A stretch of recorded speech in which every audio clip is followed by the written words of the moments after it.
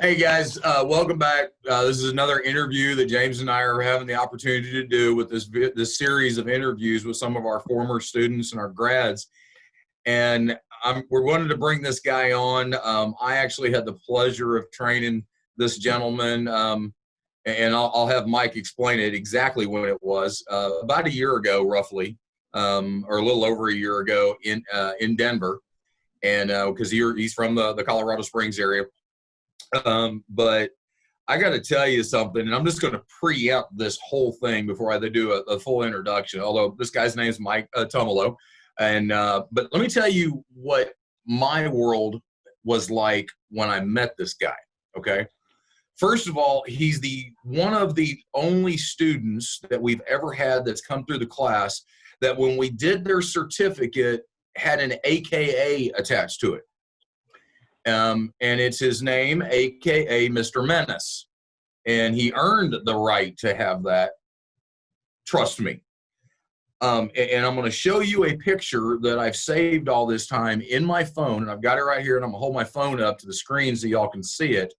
But this is what I dealt with this gentleman right here in this class in Denver, Colorado. I walk in the door one morning and I see this. Waiting for me. Yes. That's awesome. Welcome to my world. But no, this is I had a blast training Mike. It was a great class. And anyhow, Mike Tummolo, like I said, the Colorado Springs area, welcome. Thank you very much. We appreciate you joining us. And we're just taking this opportunity to visit with some guys that we haven't gotten a chance to really visit with in a while, although you and I have stayed in decent contact with each other, and I try to keep up with how you're doing and what you're doing.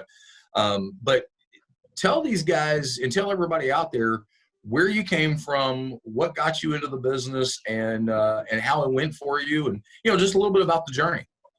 Okay. Well, first of all, thanks for having me, guys. Really appreciate you guys asking me to be here. It's really great to see you. It was definitely indeed a wonderful journey. I have a background of just your, mechanical background. Growing up, I went to diesel mechanics school. Then I worked in the envelope manufacturing industry for over a dozen years. So that's a switch. Got tired of doing that, and I started getting into, my family got into the hail business, and I started doing R&I work and taught myself how to do that, and started seeing how these guys would come in and whip these cars out and make thousands of dollars, and sometimes it'd take me longer to take the cars apart and put them together, and I was making like $75. So I figured I should probably learn how to do what they're doing. And I'm really glad I did, and I'm really glad I chose to go with the process that I did here at the Ding King, because it was definitely worth it. This is not one of those things that I recommend someone to try to learn on their own, or learn from someone that hasn't been through a proper training, because it is definitely invaluable, the information that I got out of Mr. Roth. Well, thank you. I appreciate that.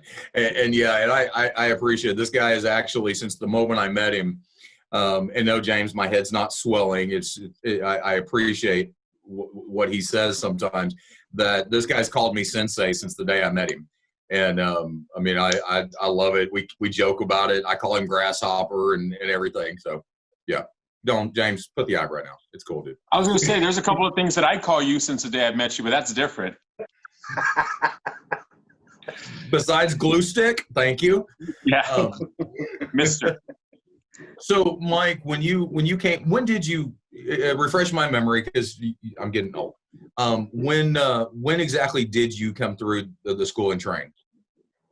It was in late November and early December of 2018. So it has been that long. So it's been about a year and a half. Okay. I couldn't remember if it was late 18 or early 19. I knew it was somewhere in that range. Yeah, it was late. Okay. So you're roughly a year and a half out. Yeah. Which did you have, you did mention the fact that your family has been somewhat in the hail business for several years. So you did have somewhat of a plan as to how you were going to transition into being a technician on the full-time basis. So you kind of had a little bit to fall back on dealing with them. But really, what was your plan? What did you do when you – okay. So you had no clue what you were going to do with, what we taught you. It's all right. What did you do when you got out of school? What were the first steps? What were the first 4 weeks, let's say, like? The first 4 weeks were, the work isn't, as you all well know, the work isn't always there. So it was really exciting when I got that first car. I think it was probably a month after I got out of school, and it was a Chevy Traverse, and it was white and it was pretty beat to hell. And I did some pretty decent work on it. There was a few larger dents, the smaller dents are always easy, but at first, but the larger dents, at first they look like chewed bubble gum when you're done with them. And then eventually they start to look like Freddy Krueger's butt cheek. And then eventually you get to the point to where you feel like you could push a golf ball into a marble, and that's where I feel I'm getting to. I'm actually really, really confident with myself nowadays. But then in between, I think the biggest learning curve for me, even with all the knowledge that I got, was the glue pulling. That was definitely something that took a longer time to really get the gist, the hang of. It's more of a physical thing that you got to do over and over for a bajillion times. Yeah, you just have to keep practicing and over and over again. Well, but in that first, let's say 4 weeks until you got that first car come in, that first Chevy Traverse, where you were practicing, obviously. Yeah. Yep. That's right. Yeah, I was just on a hood. I had fortunately I had some hoods that I could beat up and just like keep working back and forth. Gotcha. And I did try to avoid the aluminum at all costs, like the plague. But now I'm very welcoming with aluminum. I'm actually not afraid of it anymore. I don't have all the tools I would like so far, but I don't think anybody ever really does, right? Because it's a never-ending quest there. But yeah, there's always something new and exciting and shiny and out there that somebody wants. Yeah. So I did a lot of time by myself, just listening to some good tunes and practicing on the hood till I had something come in, and then I did my best, and it came out good enough for the customers, and went on from there, and just haven't looked back. It's been great. Now, how did you feel going into that first car, attacking it by yourself? Everybody always has those jitters and stuff. How did you feel going into it? And then once you were done with that car and looking at it like, okay, cool, I didn't die. This is actually, I can actually do this. Yeah. It was pretty nerve-wracking. It was scary, man. It's like, don't mess it up. I did have the luxury of it was going to get painted in certain areas. So I knew that if I did make a mistake, that it could be corrected, and it wouldn't be as big of a deal as if it weren't going to the paint shop. Mm-hmm. And another thing I had going for me is that the vehicle was white. So that also made it a little better. That's always a good thing. When I stood back and looked at it, it's like, hey, that actually looks pretty good. So surprised yourself? Yes, actually, good. Yeah, really did. I mean, nowadays, just yesterday, the video of that red car that I sent you the other day, man, that thing had like no orange peel on it, and it was some pretty big dents. And it came out looking really, really, really clean, man. I mean, no, I did. I've got the videos in my text that Mike sent me, and it was an impressive repair. You did a hell of a job, buddy. Thank you. Just about any tech out there that I know would be proud of that repair. It looked really, really good.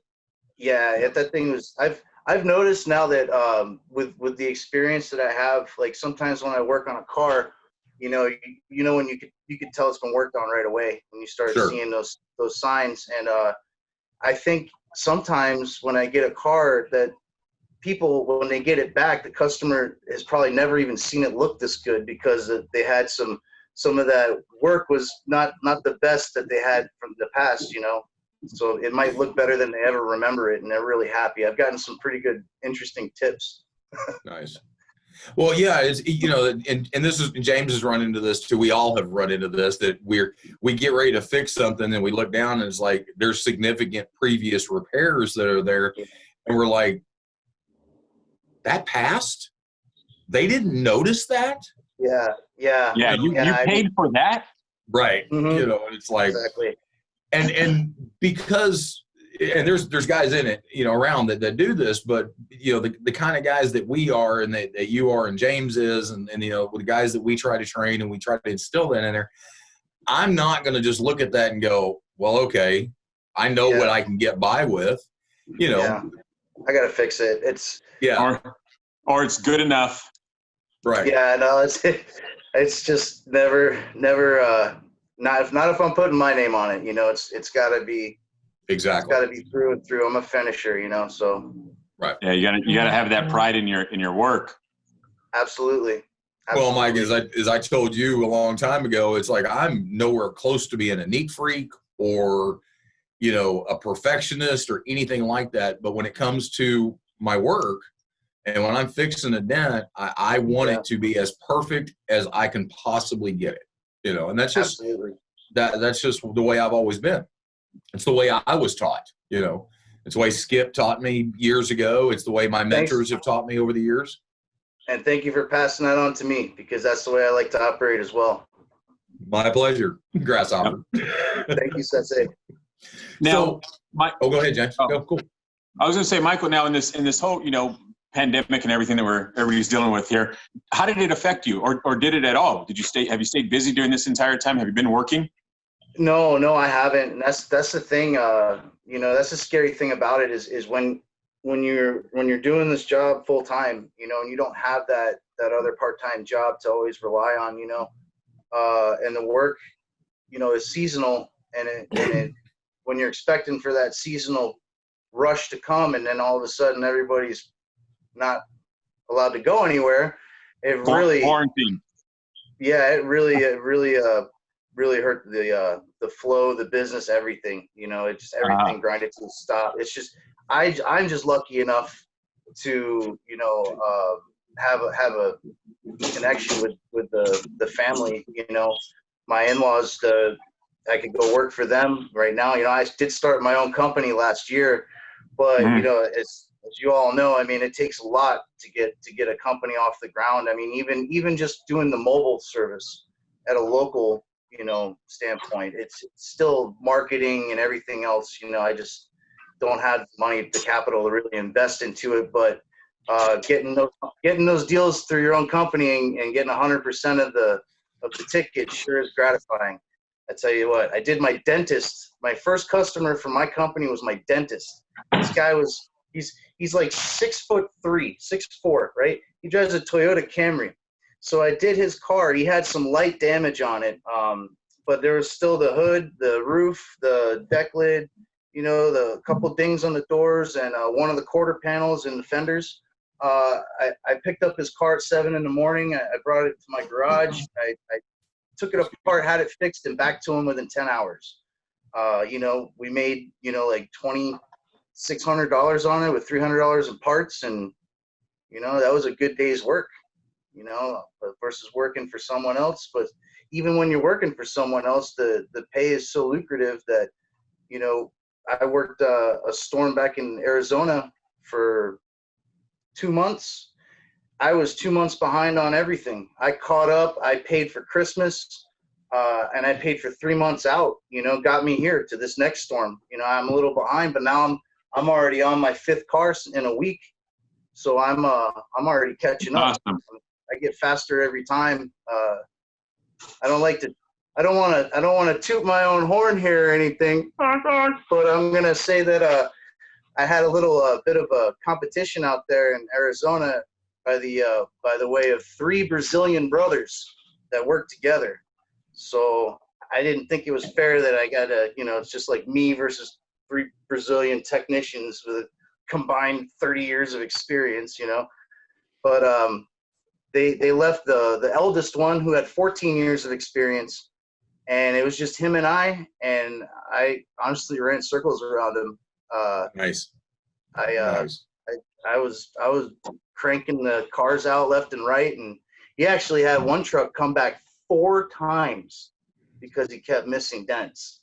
Wow. Well, and I was gonna mention and ask you that, so many of our students and our grads do start out in the industry by opening their own business up, whether it's a brick and mortar or a mobile. You worked through the family business for a little while. You have now since established your own entity, but you jumped headlong and just right in the deep end of chasing hail, as quickly as you possibly could. Part of that was your ability. You were a rock star, and you went out there and practice, which we tell everybody is what you have to do. But you had the drive to do that, and you are out on a hailstorm right now. I mean, you're literally taking a break, working a hail car right this second to come in and do this with us. So that's super cool. I mean, in a year and a half's time, or less than a year and a half, because it's a year and a half out of class now, and you've already been doing this for how long have you been actually on the hail trail working cars? Over a half a year, over 6 months, right? Oh yeah, this is is this your second season? My second season, yeah, as a technician. As a tech, yeah. Yeah. So pretty much then within 6 months of you graduating, you were out on the hail trail pushing dents. Yeah. Which, frankly, James, back me up on this, is unheard of. Yeah. It really is. That so very rarely happens. So that's super cool and impressive, and congratulations, of course. But it's really nice to see somebody, because, everybody wants to talk to us about hail. This. We talked about it. And wants to know more about it and how I can get in it, how much money can I make, and all these different questions. But you're proof that if you want it bad enough and you try hard enough, you can do it. Yeah, it takes it's a lot of dedication. It really is. I've never been so dedicated to trying to achieve something so difficult. It was really I can't draw a stick figure that's very straight to save my life, but I feel like now I could probably draw a pretty decent stick figure with a rod and a knockdown. Dude, a dent rod. A dent rod. Yeah. Okay. Yes. Thank you for clarifying. What did I tell you in class? I mean, I'm sitting there drawing diagrams and drawing the light and stick figures. I told you I can't draw a straight line, but I can push a dent. So you don't have to be, even though it is an art form, you don't have to be artistic. It is absolutely an art form, and the best way that I found, because you only get asked about 4 million times, like, what exactly are you doing over there with that car?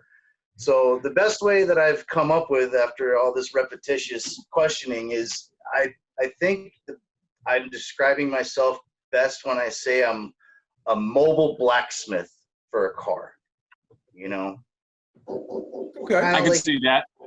That works.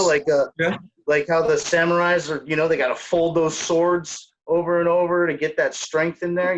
Sometimes those bigger dents, if you don't want them to be a oil cannon on you, you gotta put the right amount of work into it. Absolutely. That's the truth. Well, and Michael, why don't you take a couple seconds here and give us all your info on your business, man, where you're at, your address, any of your advertisements, your Facebook page, Instagram, all that stuff. Plug your business right now. Okay. This is the part I really suck at. So, Almighty Dents. Yeah, it's the name of the company is Almighty Dents. 3 words. It's kind of a play on words, like, Lord Almighty and all that. But Almighty meaning that we can take on all those mighty dents. I also have invested into my business capabilities of cutting custom vinyl. I wrapped my car with taught myself how to do that and wrap my car. It shows with some color changing vinyl. It's really cool. Like when you stand back far enough, you can't see those little seams from that first run. But anyway, it looks good. I do the custom vinyl, and it keeps me busy during the off season. But Almighty Dents is on Facebook. It's on Google. Right now, I don't have a current shop, but I am willing to drive pretty much anywhere in the state of Colorado when I'm at home. And if I'm out on a storm, we're servicing basically anywhere in the nation that it hails, and I can be of service. I really find great joy in taking something that's damaged and making it beautiful again. So feel happy to do that for you. Cool. Mike, before we go, if there was a quick piece of advice that you could give anybody that's getting ready to come through class, that is in class right now or is just graduated, something along those lines that's brand new, from your experience, what would the advice be? The advice would be take any kind of pre-notion that you have of what you're about to learn and throw it away and go with a fresh, open mind. Bring a notepad and a pen and write and take notes. I did. And trying to say I'm long-winded? No. Just I have lots of questions. So, the great words that I got of from my good sensei here, right when I started off out of school, was don't be afraid, but be cautious, but don't be afraid. And always keep pushing. Always keep pushing, baby. Always keep pushing. Exactly. Don't ever give up. Don't ever set those tools down. That's it. Yep. That's it. Absolutely. Michael, it was finally great to meet you. I've heard a lot about you. I've seen a lot of your stuff on Facebook, and Lee's told me a lot about you. It sounds like you're doing very, very well. And again, the sky's the limit. Dent technicians like ourselves, or dent artists, we put limits on ourselves. And the sky's the limit, man. You got to just keep going. Like I said, this is only your first year and a half in it, and there's tons more years to come.